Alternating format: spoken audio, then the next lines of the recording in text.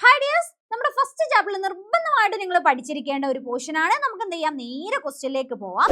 So complete the illustration as shown in model using the biomolecule given in the box അല്ലേ. So biomolecule relate ചെയ്തിട്ടാണ് question തന്നിട്ടുള്ളത്. ഇവിടെ nucleic acid ഇട്ടിട്ട് DNA RNA. അപ്പൊ examples വെച്ചിട്ടല്ലേ questions വന്നിട്ടുള്ളത്.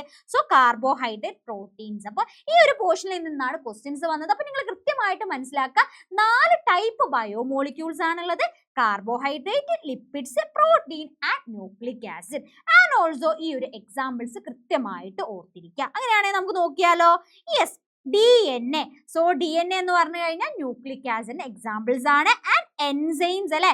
So enzymes is the example of a protein. So enzymes എഴുതാം.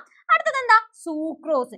Sucrose is the example of a carbohydrate. Fine. അടുത്തത് RNA ആണ്. So that is nucleic acid ആണ്. And starch അല്ലെ. So starch എന്ന് പറയുന്നത് എന്താണ്, കാർബോഹൈഡ്രേറ്റ് ആണ്. അടുത്തതാണ് ആന്റിബോഡി.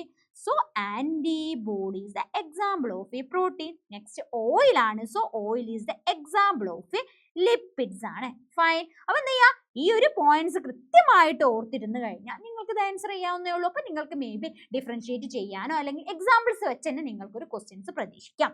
ഫൈൻ. അടുത്ത നമുക്ക് നോക്കാം അല്ലെ. All life signs manifested by many constructive and destructive process takes place inside the cell. Explain statement with the help of an example. Yes, ഇവിടെ ഹിൻസ് കിടക്കുന്നത് എവിടെയാ, കൺസ്ട്രക്റ്റീവ് ആൻഡ് ഡിസ്ട്രക്റ്റീവ് എന്നുള്ളടത്താണ്. യെസ്, നമ്മൾ പഠിച്ചിട്ടുണ്ടായിരുന്നു അല്ലേ, നമ്മളെ ബോഡിയിൽ ഒരുപാട് റിയാക്ഷൻസ് നടക്കുന്നുണ്ട്. സോ ആ ഒരു റിയാക്ഷന് നമ്മൾ മെറ്റബോളിസം എന്നാണ് പറഞ്ഞിരുന്നത്. സോ 2 ടൈപ്പ് അല്ലെ, അതായത് നമ്മുടെ ബോഡിയിൽ നടക്കുന്ന എല്ലാ റിയാക്ഷനെയും നമ്മൾ ഒറ്റ ടേമിലാണ് പറയുന്നത്, that is the metabolism.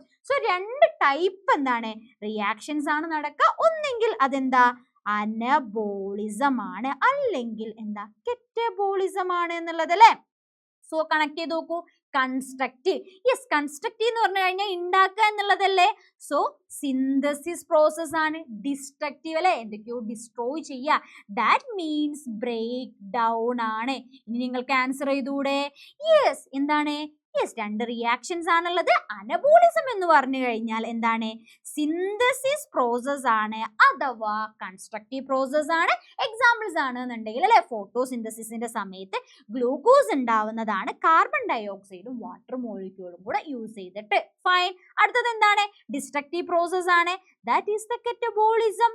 Yes, that is break down reactions അല്ലെ.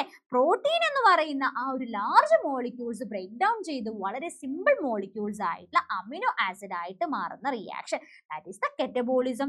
സോ നമ്മളോട് പറഞ്ഞതും അതാണ്, with the help of an example. So examples വെച്ചിട്ട് നിങ്ങൾക്ക് ഈസി ആയിട്ട് അറ്റൻഡ് ചെയ്യാൻ പറ്റുന്ന ഒരു പോർഷൻ ആണ്. അപ്പൊ നിങ്ങൾ എന്ത് ചെയ്യുക, ആ ഒരു കൺസെപ്റ്റ് പഠിച്ചു കഴിഞ്ഞാൽ നമുക്ക് ഓക്കെ ഇതാണ് ചോദിച്ചത് എന്നുള്ളത് നിങ്ങൾക്ക് ഐഡിയ കിട്ടുള്ളൂ. അപ്പൊ നിങ്ങൾ എന്ത് ചെയ്യുക, കൃത്യമായിട്ട് ഈ 2 പോർഷൻസും മനസ്സിലാവുക, പഠിച്ചിട്ടുണ്ട് എന്നുള്ളത് ഉറപ്പുവരുത്തുക. അപ്പൊ see you.